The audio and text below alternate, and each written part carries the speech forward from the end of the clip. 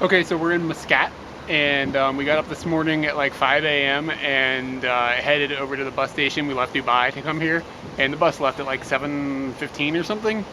And we wanted to make sure we get a ticket because we think it's the last day of Eid, so we were worried that there was going to be a lot of people on the bus, and there was like nobody on the bus and nobody at the border. It was like a piece of cake.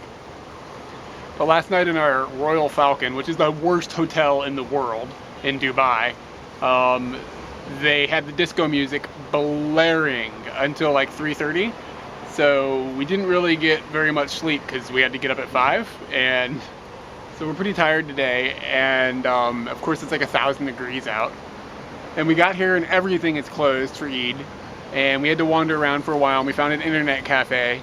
And then we were able to get online, and we are meeting somebody here that is going to take us to their house, and we're going to couch surf their place. And oh, that guy just got jacked. He ran up to get on the bus, and they told him no. It was awesome, man. Anyways, so now he said this guy Marcel, I believe he's Portugal from no, he's from Brazil. Ugh, getting all these people's nationalities screwed up. He's from Brazil, and he lives here in Muscat, and he's a pilot, and he has a daughter and another couch surfer with him, and that's about all I know. But I'm sure I'll learn more as soon as he arrives. And he should be here momentarily, hopefully before Katie gets here. She went across the street to the KFC because she had to use the bathroom. And we will see how the day goes, but it'll probably go all right. So the couch surfers picked us up, and it was Marcel and his friend Isaac. And Marcel is a pilot, and he flies for Oman Air, and he flies all around the Middle East and the Arabian Peninsula for a living. And tomorrow he is flying to Saudi Arabia, which is crazy. And Isaac works for a nonprofit here, and he teaches English and things like that. And they are both extremely nice, and they took us to a private beach that Marcel's family was hanging out at, and we just went swimming and played in the pool and just had an amazing time. And I did this little hike up a hill and watched the sun go down a bit, and it was just really, really, really, really nice. Marcel is Brazilian. I believe I mentioned that in the last video. Isaac is actually American. He's from Ohio, and he's living with Marcel and Marcel's family at the moment. So yeah, today's been really good, and we are headed out to dinner, and Isaac said we're going to have some traditional Omani food, so we'll find out what that entails. I'm sure it has something to do with like a dead goat or something, but we'll find out. So this is a souk in Muscat, and it's kind of a mixture of touristy stuff, and some of it seems like it might be a little bit legit, but it's kind of knick-knacky and stuff, and it's sort of the ones that we saw in the UAE were very similar. But the ceiling here is just like legit looking. I don't know another word for it. It's just really, really cool looking. And the smell of this place, it's got an incense basically. It's called frankincense, which is something that's a big thing in Oman. And it's really overwhelming, but it's a pleasant overwhelming. It's not bad. And it's very distinct. And it's nice to know what that smell finally is, because I have smelled it in the past. This is pretty neat.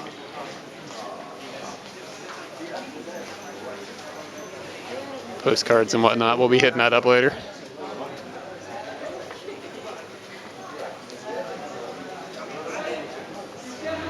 So this is a little port here in Muscat, and this is apparently one of the Sultan's ships. And it's really rather big and kind of looming here, and oh, I can't think of anything else to say about that. But it's kind of like a big car, you know what I mean? But the little area that we're in is really pretty, and it's really super clean. And all this is granite, I guess. I mean, they didn't spare any expenses. And in current news, 2 Indian nudes just walked by holding pinkies. They were holding each other's hand, and they were checking out Katie. It's a weird world we're in.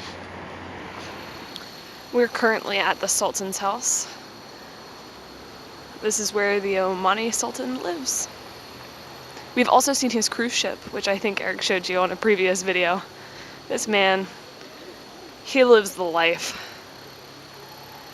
We're actually walking around at nighttime, and there are a lot of people up and we talked about how Omanis and people of Arab culture tend to stay up really late.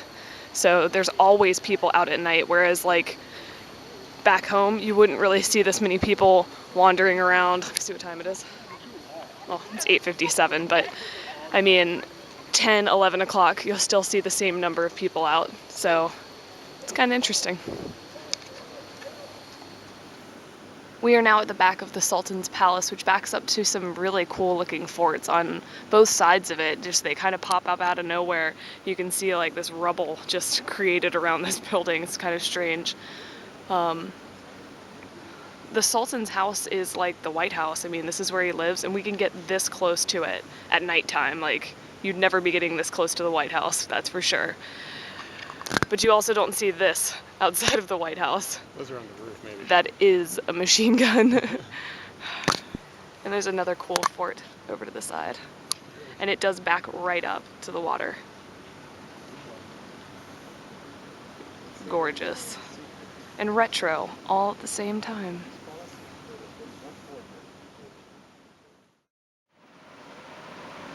So today, I stepped on a sea urchin. It didn't really hurt very much when I stepped on it. It just felt like I had scraped a rock in a weird way. But once I started walking on it, you can feel it. It is a black sea urchin, which I thought might be poisonous, but from the people that we're couch surfing with, they told us that they step on them all the time and they're not poisonous, so yeah. See those two little black dots? That's sea urchin. And we've got to get that out of my foot, so I'm gonna stop rolling and hopefully we can retrieve these little bits. We're at Al Maida in Al Muwalla. We are eating some soup that is made from the drippings of the meat that they cook here. It's also got some spices in it. And what is this right here? This is a salad. Salad. Just random salad with some lemon, which is the best thing in the world. Stand and shores. And at these restaurants, you just sit on the floor and they bring out a little mat to make sure that their carpets don't get funky. And you eat al natural. This is incredible.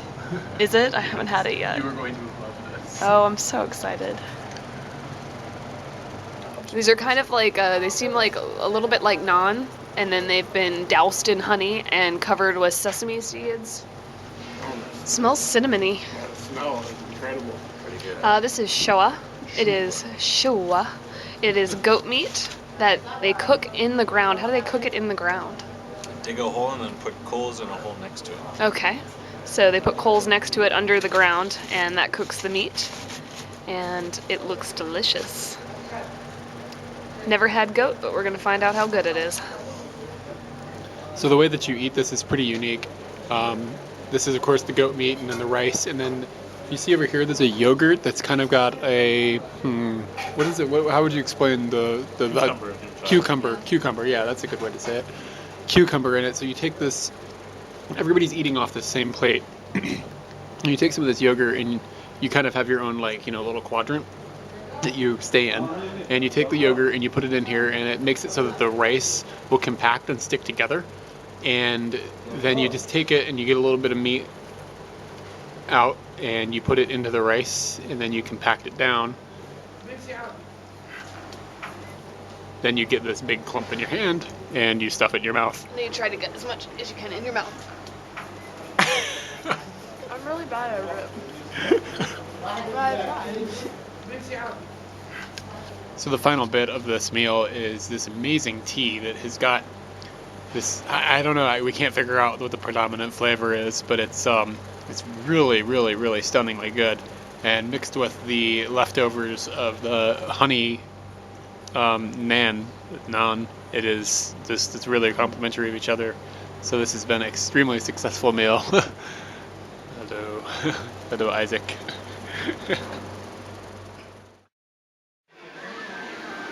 So in case you wanted a copy of The Restaurant at the End of the Universe by Douglas Adams, you can come to the Carrefour in Muscat. And especially if you wanted a selection of which version you wanted, which print. Like, this is like a Walmart, and they have two different prints of a Douglas Adams book in the Middle East.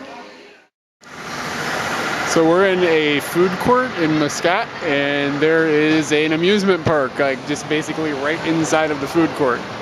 And there's a lot of people in here, and it's kind of a holiday time right now, so that might have something to do with it. But I mean, this is just craziness.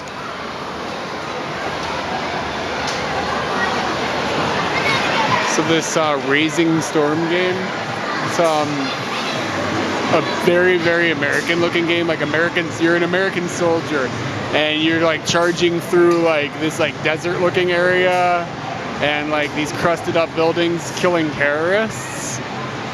And just watch like a Omani family like playing it together. It's weird because it's like it said on the screen, kill the infidels and protect the Allied soldiers. I mean, I'm in Oman. What in the world? Yeah, there's a carousel in here, and then over here, there's bumper cars. Oh, here's an Elvis machine, and then bumper cars.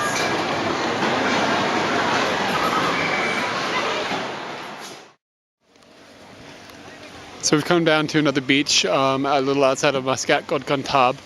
And it is a holiday still, so there are a zillion people here. It looks like a majority of the people that are in the water and up on the beach are actually Indian, and it's just because they have holiday for the holiday.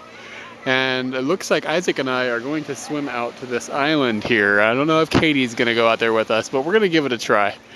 But it's just astonishing, the mountain ranges and just how everything looks here. It's just so different from anything we've ever seen.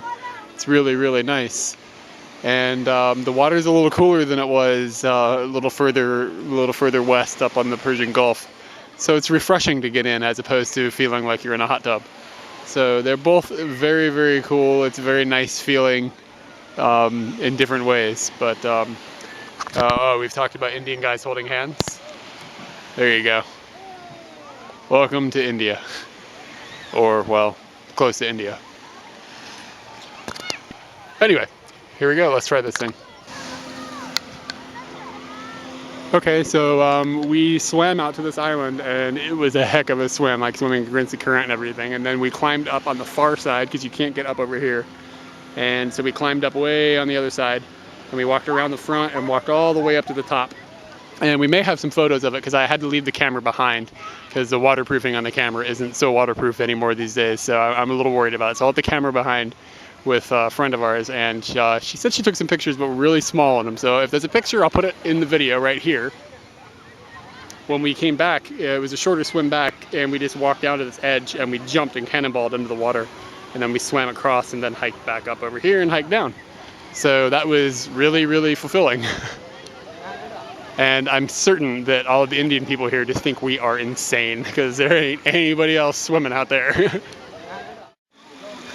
So it's a bit dark, but we're in a shisha bar here in Muscat. This is actually the second one we've been to. This one sits right on the ocean, and that is the ocean, and the beach, and that is Katie, and that is the hookah, and that is Isaac, and this is his friend. They're speaking French, and I have no idea what they're talking about, but they might be calling me a dick.